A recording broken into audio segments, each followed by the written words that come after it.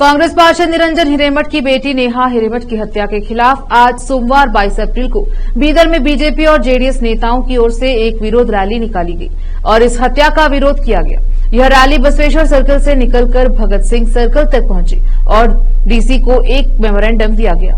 इस रैली में बीदर लोकसभा सीट से बीजेपी के उम्मीदवार भगवंत खूबा, बीदर दक्षिण के विधायक शैलेंद्र बेलदाड़े, हुमनाबाद के विधायक सिद्धू पाटिल, बसवा कल्याण के विधायक शरणु सलगार, सोमनाथ पाटिल, राजू कड़ियाड़, बसवराज पाटिल हारगेरी, शशि होसरड़ी, वीरपक्ष गादगी, लुम्बिनी गौतम के अलावा अन्य लोग उपस्थित रहे। इस अवसर पर सभी नेताओं ने संबोधित करते हुए छात्र के दोषी को सख्त सजा देने की मांग की।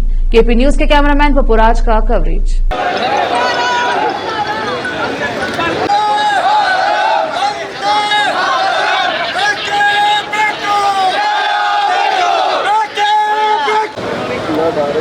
ಕರ್ನಾಟಕದಲ್ಲಿ ಕಾನೂನು ಸುವ್ಯವಸ್ಥೆಯನ್ನ ಎಷ್ಟು ಹದಗೆಟ್ಟಿದೆ, ಅದಕ್ಕೆ ಕಾರಣಕರ್ತರು ಈ ಕರ್ನಾಟಕದ ಮಹಾಜನತೆಯೇ 10 ತಿಂಗಳ ಹಿಂದೆ ಆ ಒಂದು ಸ್ವಜನ ಪಕ್ಷಪಾತ, ಓಲೈಕೆ ರಾಜಕಾರಣ, ಬಹುಸಂಖ್ಯಾತರ ಹಿತವನ್ನು ಹತ್ತಿಕ್ಕಿಡುವಂತ ಕಾಂಗ್ರೆಸ್ ಅನ್ನು ಅಧಿಕಾರಕ್ಕೆ ತಂದು 10 ತಿಂಗಳಲ್ಲಿ ಎಲ್ಲಿ ನೋಡಿದಲ್ಲಿ ಹಾಡು ಹಗಲೆ ಕೊಗ್ಗೊಲೆ ಮತ್ತು ಸಾರ್ವಜನಿಕ ಸ್ಥಳಗಳಲ್ಲಿ ಬಾಂಬ್ಗಳನ್ನು ಸ್ಫೋಟವನ್ನುಗೊಳಿಸುವಂಥದ್ದನ್ನ ಕರ್ನಾಟಕದ ಜನತೆಲ್ಲ ಇಡೀ ದೇಶ ವಿಶ್ವವೇ ನೋಡ್ತಾ ಇದೆ। ಅದರಲ್ಲಿ ಈಗ ತಾಜಾ ಆಗಿ 18ನೇ ತಾರೀಕು ಹುಬ್ಬಳ್ಳಿಯ ಒಂದು ಕಾಲೇಜಿನಲ್ಲಿ ನೇಹಾ ಹಿರೇಮಠ್ ಅವರ ತಾಯಿಯ ಕಣ್ಣೆದುರಲ್ಲೇ ಆ ಕ್ರೂರಿ ಫಯಾಜ್ ಅನ್ನುವಂಥವನ್ನ ಕೊಲೆ ಮಾಡ್ತಾನೆ। ಎಷ್ಟು ಧೈರ್ಯ ಬರಲಿಕ್ಕೆ ಸರ್ಕಾರವೇ ಕಾರಣ ಅನ್ನುವಂಥದ್ದನ್ನ ಎರಡು ಮಾತಲ್ಲ। ಕಾರಣ ಯಾಕೆ ಅಂದ್ರೆ ಯಾವಾಗ ಈ ತರ ಬಹುಸಂಖ್ಯಾತರ ಮೇಲೆ ಹಲ್ಲೆ ಅಲ್ಪಸಂಖ್ಯಾತರು ಮಾಡ್ತಾರೋ आवाग ऐसे आतंकवादियों ने हिंदू समाज को प्रताड़ित करने का काम किया है, तो यहाँ कर्नाटक जैसे मुख्यमंत्री, गृह मंत्री डीके शिव कुमार जैसे लोग उन आतंकवादियों को साथ देने का काम किए। राजकारण के कारण उनको साथ देने का काम ये राजनीतिक कांग्रेसी सत्ताधारियों ने किया है। किस प्रकार की मानसिकता है? कुकर में बम ब्लास्ट होता है, जिसके बारे में डीके शिव कुमार को जब पूछा जाता है वो बोलता है दे आर माय ब्रदर्स, वो मेरे भाई है। अरे भैया, आतंकवादी तुम्हारे भाई हैं, ये थोड़ा सोचने की जरूरत है भाइयों। मैं आज एक बात स्पष्ट करना चाहता हूं, भारत के टुकड़े मुस्लिम लीग ने किए, भारत के टुकड़े मुस्लिम लीग ने किए।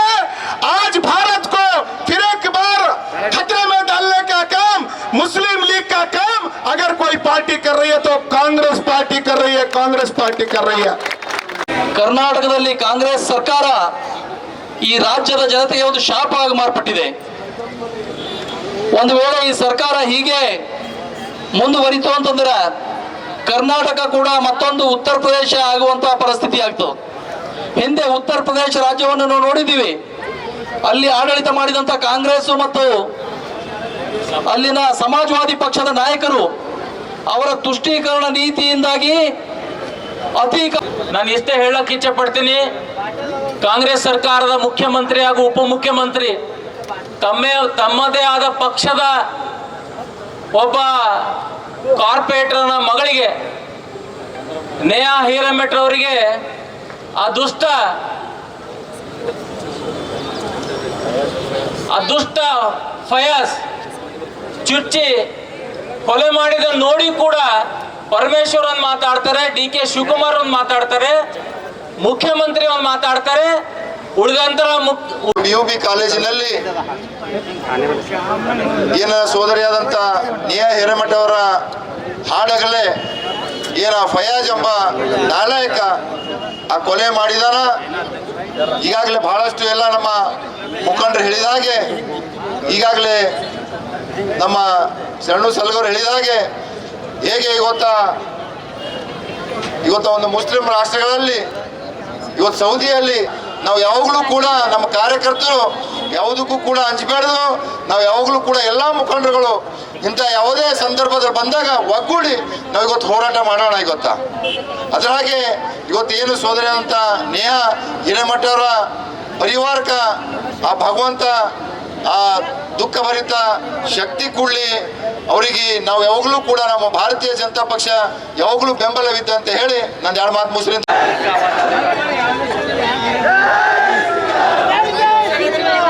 ಬಂಧುಗಳೇ, ಮೊನ್ನೆ ರಾಜ್ಯದ ಹುಬ್ಬಳ್ಳಿ ಮಹಾನಗರದಲ್ಲಿ ನಡೆದಂತ ಸಹೋದರಿ ನೇಹಾ ಹಿರೇಮಠರವರ ಹಗಲು ನಡೆದಂತ ಕಗ್ಗೋಲೆ ಬಹುತೇಕ ಈ ದೇಶದ ಮಾನವ ಕುಲ, ನಾಗರಿಕ ಸಮಾಜ ತಲೆ ತಗ್ಗಿಸುವಂತ ಪ್ರಕರಣ ಅದು.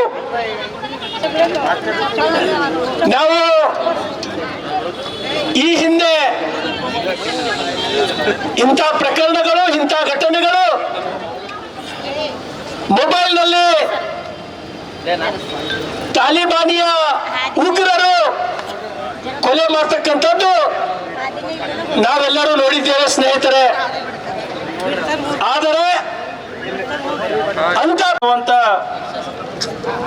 ಸೋದರಿಯ ಹತ್ಯೆಯನ್ನು ಖಂಡಿಸಿ ಕಳೆದ 2-3 ದಿನಗಳಿಂದ ಹೋರಾಟ ನಡೀತಾ ಇದ್ದು, ಇಂದು ಭಾರತೀಯ ಜನತಾ ಪಕ್ಷ, ಜಾತ್ಯತೀತ ಜನತಾದಳ ಹಾಗೂ ವಿವಿಧ ಸಕಲ ಸಮಾಜಗಳು ಎಲ್ಲರೂ ಸೇರಿ ಮಾಡ್ತಾ ಇರುವಂಥ ಈ ಹೋರಾಟದಲ್ಲಿ ಅನೇಕ ಜನ ಭಾಗವಹಿಸಿದ್ದೇವೆ. ಬಹಳಷ್ಟು ಜನ ಬಿಸಿಲಿದ್ದ ಸಲುವಾಗಿ ಆ ಕಡೆ ಈ ಕಡೆ ನಿಂತಿರಿ. 10 ನಿಮಿಷ ಎಲ್ಲರೂ ಮುಂದೆ ಬಂದು ನಿಂತು ಮನವಿ ಕೊಡ್ಲಿಕ್ಕೆ ಹೋಗೋದದ. ಈ